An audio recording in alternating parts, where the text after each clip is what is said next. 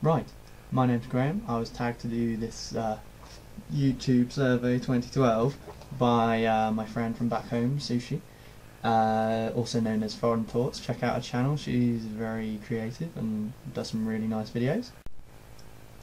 Pretty sure she doesn't always look like this, but I don't know. And let's get on with it, shall we? Why are you called that? Well, okay, so my channel name is Graham462. My real name is Graham, so it's just a kind of wordplay. So grey as in the colour grey, and ham as in the processed food product.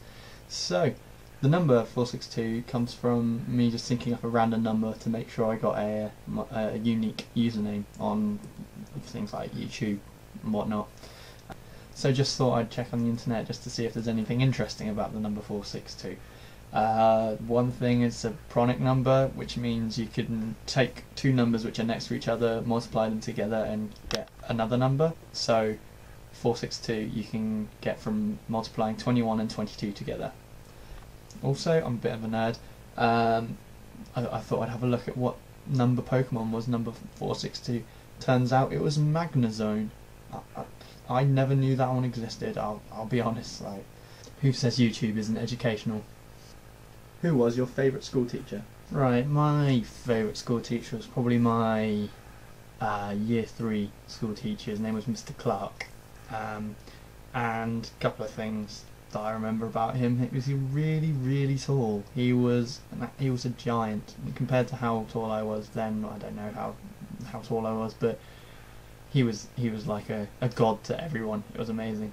But I met him a few years ago now when I was working back at Curry's, and I was talking to his friend about laptops. And from behind me, I hear a voice that says, "Hello, Graham." I can't impersonate his voices, but I heard him say my name, and I was just like, "Christ, it's Mr. Clark." I looked around. He was still really tall though. He was massive. What's the strangest food you've eaten? Back when I was travelling, I went to New Zealand for 6 weeks, and we went to this restaurant, and it was just kind of like an outing with a few of the guys. It was good fun, but the cheapest thing they had on the menu was lamb liver, which was interesting. I probably wouldn't have it again if I had the choice. I didn't know what to expect. I thought, hey, I'm travelling, I'm going to try new things, and yeah, don't like lamb liver. What was your first ever gig? Well, my first ever gig was when I was 12. My dad's a big fan, or was a big fan, of Status Quo.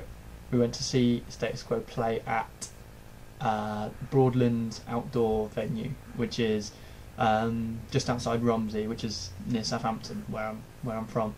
If you haven't heard about Status Quo, I suggest you give them a look. Some of them you've probably heard of them, but it's just Spotify them or whatever. Just find them on YouTube. It's good old-fashioned rock.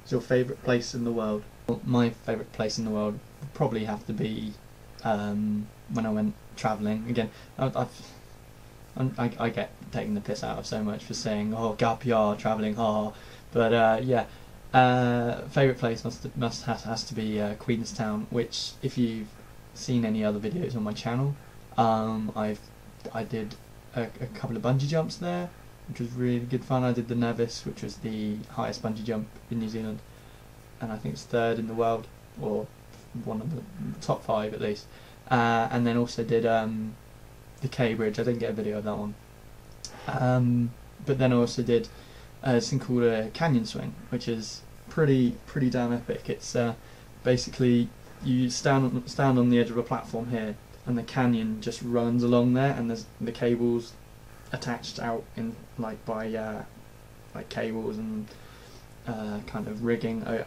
over in the middle of the canyon. And what you do is you jump off the ledge, and then you swing with the canyon. And there are a variety of ways that you can jump off. You can jump off forwards, backwards, whatever you like to do. So I did one just sideways, which was pretty good. And then also I did one called the Elvis Cutaway. They had several names for them. And what it involved me doing was they attached me to this little crane off the edge of the platform, so I wasn't actually standing on the platform. And the guy hoisted me out over the ledge, and he directed me to put my legs around the cable, and then said, I won't try a New Zealand accent, that would be terrible. He said to me, you should hold your legs crossed on the cable for a couple of swings, because then you'll get the most out of the whole swing, and then unhook yourself, and then we'll bring you back up. And it was like, as he said, is that okay? Before I could answer to him saying if everything was okay, he pulled the little cord to send me going. So I was just like, fuck! Like, it was such a good day though. Like, there was about 5 or 6 of us that did it, and one of the guys did one called a Bin Laden, where he had a what do you call it, like a dustbin on his head, and he was like strapped up to look like a terrorist, and it had the face of Bin Laden painted on the front, which was pretty cool. But yeah, no, Queenstown definitely my favourite place in the world. Who's next? Right, I've got 2 that I would like to pass this survey on to. One would be Millie Hutchins, who is another friend from back home, went to school with her, and she's done a number of videos which is just kind of her sitting in front of a camera being silent. So I'm wondering if she's going to do the same again with the survey, or actually talk on camera. Might be interesting. Another one I'd like to pass on to is Yorkie065. He's got quite a new channel, and all he seems to put up so far is game kind of let's plays almost. So I'd like to see what he'd do with a survey. Right, well, thank you for watching my YouTube survey. I plan on making some more videos in the near future, going to be about health and fitness stuff and fitness tips and things like that.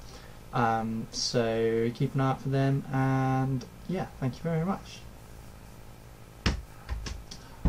I'll get it one day.